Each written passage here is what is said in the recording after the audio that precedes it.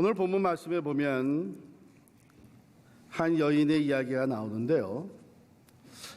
저는 이 옥합을 깨뜨려 예수님 머리에 부은 이 여인의 이야기를 감싸고 있는 앞뒤의 내용을 볼 때에 이 이야기가 참 아름답다. 더 아름답게 와 닿습니다. 왜냐하면 그 앞부분 14장 1, 2절에 보면요. 우리 아주 사람이 이처럼 사악해질 수 있구나 하는 면을 우리가 보게 됩니다. 유월절과 무교절이 다가왔는데 대제사장들과 서기관들이 누구를 죽이려고 해요? 예수를 흉계로 잡아 죽일 방도를 구하며, 그러니까 정당한 이유가 없고 흉계로 잡아 죽일 방도를 찾고 있었다. 뭐 때문에요? 시기와 질투.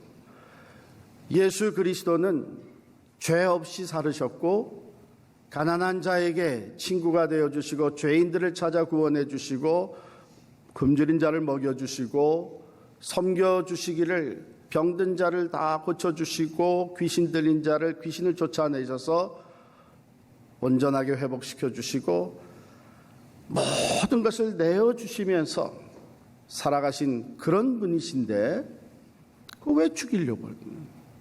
왜 죽이려고 해요? 인간의 그 시기와 질투와 예수 그리스도의 진리의 선포와 바른 가르침으로 인해서 그들의 자리가 어려워지고 힘들어지고 위태로워지니까 흉계로 잡아서 죽이려고 하는, 인간이 이렇게 사악해 아무 죄가 없는 분을 죽이기까지 되는 것이 인간의 모습이에요. 그리고 옥합을 깨뜨린 사건의 그 다음에 보면 이 참 아름답고 순수한 헌신의 모습을 보면서 즉각적으로 돈으로 계산하는 사람들이 있습니다. 4절에 보니까 어떤 사람들이 화를 내어 서로 말하되 어찌하여 이 향유를 허비하는가? 이 향유를 300데나리온 이상에 팔아 가난한 자들에게 나눠 줄 수 있었겠도다. 우리가 사는 세대가 또 그렇잖아요.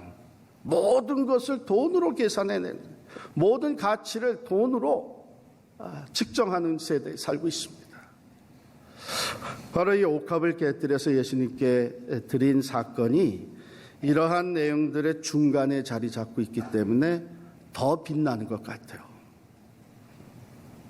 또 이러한 세상을 살아가고 있는 우리들에게 주시는 말씀의 교훈이기 때문에 더 고귀하고 가치 있는 교훈이 된다고 생각합니다. 우리 관심을 가지고 한번 이 여인의 모습을 들여다보겠습니다. 베다니 나병 환자 시몬의 집에서 있었다 그러는데 정확하게 거기가 어디냐? 이것은 여러분이 잘 아시는 나사로, 또 마르다와 마리아 이 삼형제가 살던 베다니, 거기에서 있었는데 요한복음 12장에 보면은 바로 여기에 옥합을 깨뜨려 예수님께 드린 여인이 마리아였다, 마르다의 동생 마리아였다, 이렇게 기록을 하고 있습니다. 물론 어떤 주석가들은 이건 다른 사건이다 얘기하는 사람들도 있지만 성경의 마태, 마가, 누가, 요한, 사복음서에 다 옥합을 깨뜨려 예수님께 부었던 여인의 이야기가 기록이 되어 있는데 마태, 마가, 요한의 이야기는 이것은 하나의 이야기고, 즉 예수님이 그 고난주간, 마지막 고난주간을 지나시면서 그때 있었던 사건으로 하나로 받아들이고, 누가복음에 있는 것은 그보다 좀 더 전에 있었던 막달라 마리아라고 하는 참 죄인이고 귀신 들렸던 여인을 고쳐준 후에 막달라 마리아가 옥합을 깨뜨린 사건으로 별개의 것으로 소개되고 있습니다. 그러니까 예수님께서 예루살렘에서 고난을 당하시고 십자가에 돌아가시기 전에 이제 그 마지막 주간을 지나시면서 베다니를 방문하시니까 거기서 큰 잔치가 벌어진 거예요. 그런데 그 공간이 마리아와 마르다, 나사로의 가정은 이렇게 부유하지 넉넉지 않았기 때문에 조금 더 큰 공간, 나병 환자 시몬의 집, 나병에서 고침을 받았던 이 시몬의 집에서 잔치를 하게 됐단 말이에요. 근데 마리아가 생각을 해보니까 나병에서 고침을 받는 것보다도 더 큰 은혜를 우리가 입었다. 우리 오라비 나사로를, 죽었던 나사로를 다시 살리신 이 은혜를 갚을 길이 어디가 있느냐.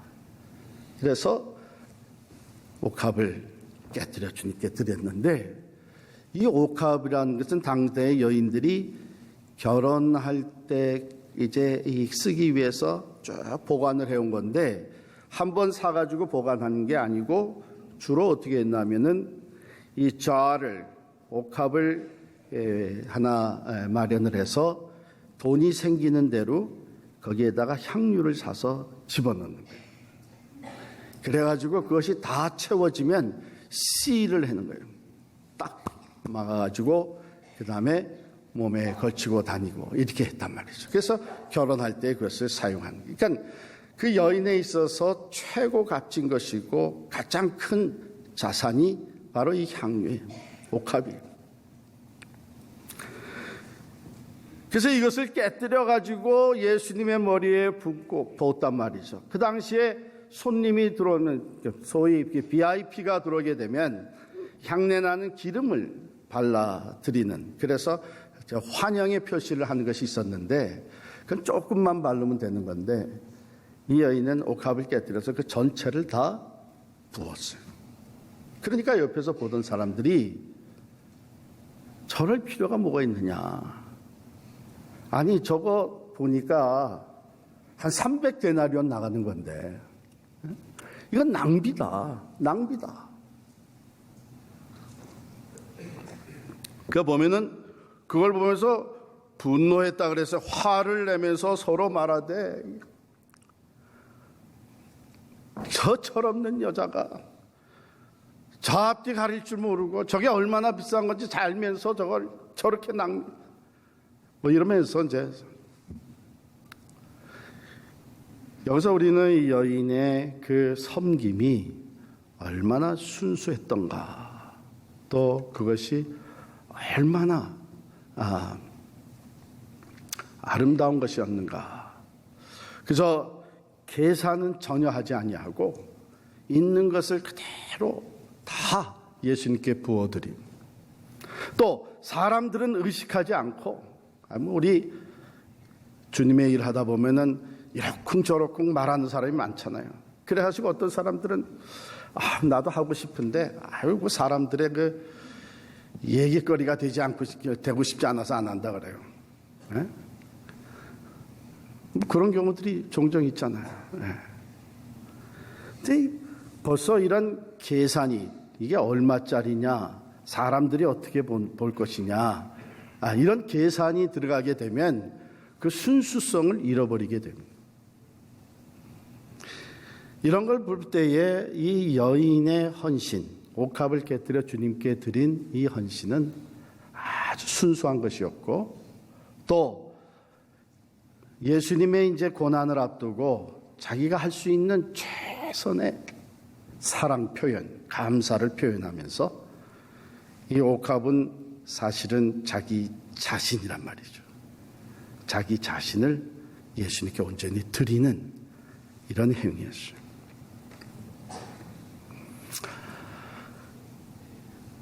이 행위에 대해서 예수님은 뭐라고 했냐면, 그 여인을 가만둬라.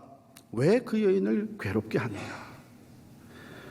가난한 자들은 항상 너희와 항상 함께 있어서 언제든지 도울 수 있지만 나는 너희랑 항상 함께 있는 것이 아니다.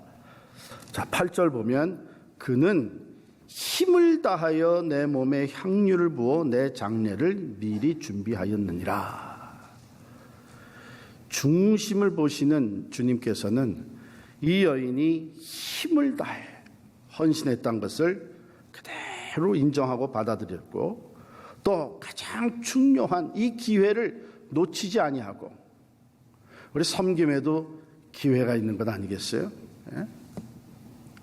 그 기회를 놓치지 아니하고 가장 중요한 이 시기에 그리스도의 고난에 자기도 참여하는 마음으로 이것을 바쳤다는 거예요. 그러면서 9절을 말씀해 주셨는데 우리 9절 말씀 같이 읽겠습니다. 시작. 내가 진실로 너희에게 이르노니 온 천하에 어디서든지 복음이 전파되는 곳에는 이 여자가 행한 일도 말하여 그를 기억하리라 하시니라. 여기 이제 이 본인도 상상하지 못했던, 다른 사람들도 전혀 예상하지 못했던 이 여인의 행위, 즉 그 향유의 부가가치가 더해지는 거예요. 여러분께서 이 엘튼 존을 아시죠? 모르셔도 괜찮습니다. 모르신다 그러면 그저 세상 것 전혀 관심 없이 신앙생활만 한 것으로 받아들이고 되고, 저는 그렇지가 못해서 엘튼 존을 압니다. 엘튼 존이 작곡하고 불렀던 노래 중에 Candle in the Wind라고 하는 노래 잘 아실 거예요. 그게 본래는, 이 노래는 원래 이제 두 여인을 위해서 불려졌는데, 우리가 사는 이 시대에 최정상의 인기를 누렸던 두 여인입니다. 한 사람은 메릴린 몬로고 또 한 사람은 다이애나, 프린세스 다이애나. 일찍이 1973년에 메릴린 몬로를 추도하면서 엘튼 존이 이 노래를 불렀어요.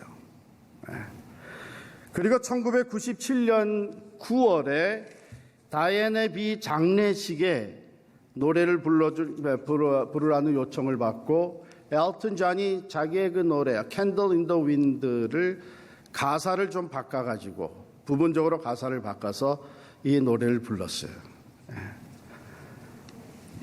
가사가 이렇게 나갑니다. 내 보기에 당신은 바람 속의 촛불처럼 살았어요. 비가 내려도 석양과 함께 사라지지 않는 당신은 지금 여기 영국의 푸른 언덕길마다 당신의 발자국은 남아. 하지만 이제 당신이 전설이 되기 전 당신의 촛불은 벌써 타버린 것을, 이런 가사로. 이 노래가 사상 최대의 그 앨범 판매 기록을 세웠습니다. 그리고 여러분들이 지금도 유튜브에 들어가면 그 비유 클릭해서 들어가서 그것을 들은 사람이 근 3천만 명이 됐어요. 이 유명한 엘튼 존이 불러서 그렇기도 하겠지만, 이 두 여인은 이 시대에 그렇게 최정상의 인기를 누린 사람이 됐습니다. 그렇게 알려졌어요. 그런데 그들의 인기도, 그들의 그 유명한 것도 오늘 본문에 나타난 이 여인에 비하면 그건 세 발의 피예요. 자, 보세요. 어떤 부가가치가 주어졌냐면 9절에 예수님 말씀하시기를 내가 진실로 너에게 이르노니 온 천하에 어디서든지 복음이 전파되는 곳에는 이 여자가 행한 일도 말하여 그를 기억하리라. 이 행위는 조그마한 지역, 그 팔레스타인 땅의 베단이라고 하는 한 동네에서 행해진 일인데, 이것이 온 천하에 알려지게 됐습니다. 그리고 이것이 2000년 전에 있었던 일인데 오늘날까지도, 아니 영원히 주님 다시 오시는 그날까지 복음이 전파되는 곳에는 이 여인과 이 여인이 행한 일이 같이 전파되게 돼 있어요. 그뿐만 아니라 복음이 전파되면서 예수 그리스도의 십자가와 부활의 복음으로 인하여 사람들이 변화되어지고, 그 변화되어진 사람들이 어떻게 주님을 사랑하며 섬길 것인가에 대한 대표적인 모델이 돼서, 롤 모델이 되어서 이것이 수많은 사람들에게 영향력을 지난 2000여 년 동안 영향력을 끼칩니다. 우리가 계산해낼 수 없는 가치가 부여됩니다. 그래서 제가 오늘 설교 제목을 계산이 안 되는 가치라고 했어요. 누가 그것을 계산할 수 있겠어요? 우리 돈으로 계산하는 거 좋아하는데 누가 그것을 돈으로 계산해낼 수 있겠어요? 이 가치는 어디서부터 생성되었나 하면 순수한 사랑에서부터 생성. 우리가 무슨 일을 하든지 어떻게 섬기든지 진정한 사랑이 거기에 담겨지게 되면 우리가 계산해낼 수 없는 가치가 부여되는 거예요. 여러분, 그 인공호흡이라고 하는 것을 누가 발견했는지 아세요? 인공호흡이 어떻게 시작됐는지 어느 과학자가 발견하고 시작한 것이 아니고요. 또 어느 의사가 그것을 시작한 것이 아닙니다. 인공호흡은 오래전에 한 어머니가 물에 빠진 자식 축 처져서 죽어가고 있는 이 자식을 보면서 어떻게 해서든지 이 자식을 살려야 되겠다 해서 그저 정신없이 그 입에다가 자기의 호흡을 그냥 풀어넣기 시작을 했는데 웬걸 시간이 좀 지나니까 얘가 물을 다 토해내고 살아난 거예요. 이 한 어머니의 자식을 향한 그 사랑으로 인해서 인공호흡이라는 것이 발견돼서 그 아이만 살린 것이 아니라 오늘 세월을 두고 수많은 사람들을 갑자기 물에 빠져 죽어가는 사람들, 숨이 넘어갈 것 같은 그런 사람들을 인공호흡을 통해서 살려내는 놀라운 일들이 벌어지고 있습니다. 우리 살아가는 세상은 너무나 계산적이고 너무나 논리적이다 보니까 더 큰 가치를 잃어버리고 사랑의 파워를 상실하고 뿐만 아니라 하나님의 역사를 우리가 경험하지 못하는, 우리를 향한 하나님의 역사는 사랑에서 시작이 돼요. 우리를 통해서 이루어 가시는 구원의 역사는 사랑을 통해서 온 천하보다도 한 영혼을 귀하게 여기는 그 사랑, 세상의 어느 곳과도 바꿀 수 없는 그 생명, 죽음에서 영원한 생명으로 나아가는 이 모든 하나님의 역사는, 구속의 역사는 사랑에서 비롯됩니다. 오늘날 우리 교회들이 왜 진정한 구원의 열매는 보지 못하고 고작 성장한다는 것이 수평적인 이동을 통해서만 서로 경쟁하며 성장을 다투고 있는 것인가? 진정한 사랑을 우리가 잃어버리고 있기 때문에, 그 사랑이 더해질 때, 순수한 사랑이 더해질 때에 주어지는 계산이 안 되는 그 가치를 우리는 잃어버리고 삽니다. 심지어는 부부 사이에서도, 부모와 자식 간에도 이런 일들이 자꾸 더해지고 있는 거예요.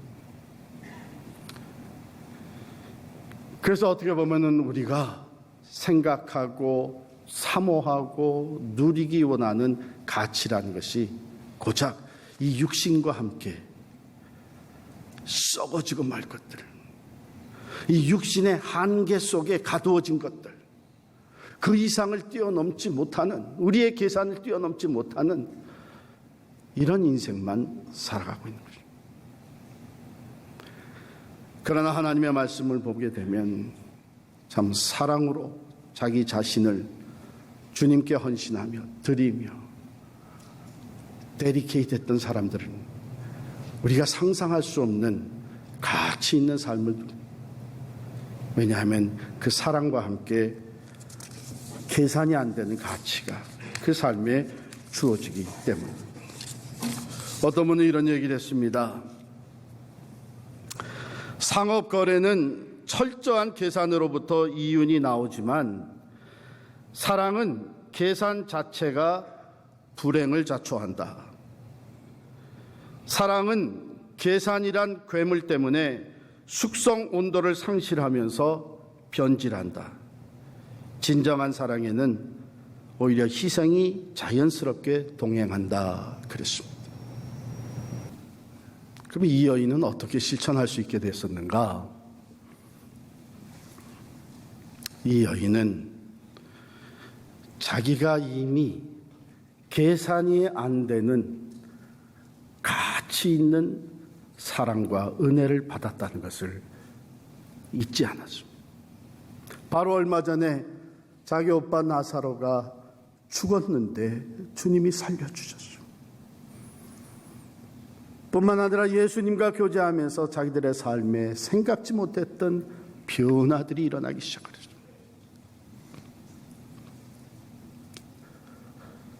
여러분과 저는 이미 계산이 안 되는 가치의 사랑을 받았습니다.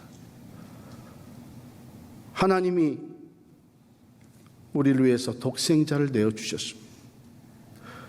우리를 구원하여 주시기 위해서, 우리 대신해서 죄값을 치르게 하기 위해서 독생자의 고뇌하며 고통하는 소리도 외면하면서 그를 죽게 만들었습니다.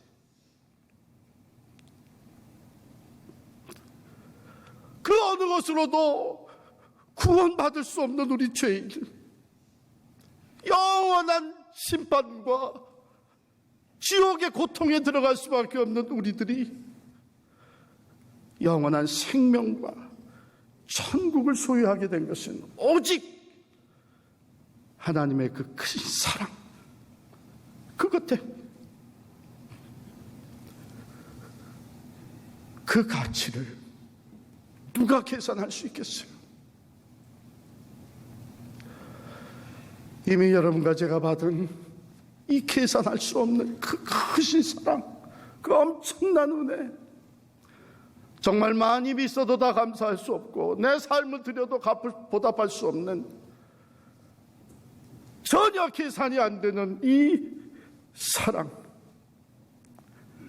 이것을 우리가 십자가 밑에서 다시 되새길 때마다 우리에게는 계산이 안 되는 가치가 부여한 순수한 헌신과 주님을 사랑하는 삶이 나타나게 되는 것입니다.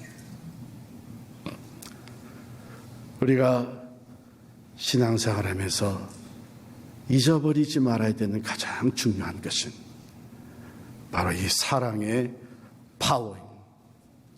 진실된 사랑은 사람들이 뭐라 그러든, 계산이 어떻든, 내가 이미 받은 계산이 안 되는 사랑을 생각해 보면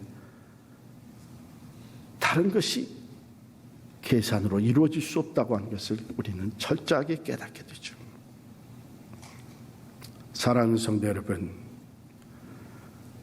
주님은 이 여인의 헌신을 기쁘시게 받으시고 복음이 전파되는 곳은 온 천에 그 어느 곳에든지 이 여자가 행한 일도 말하며 그를 기억하리라.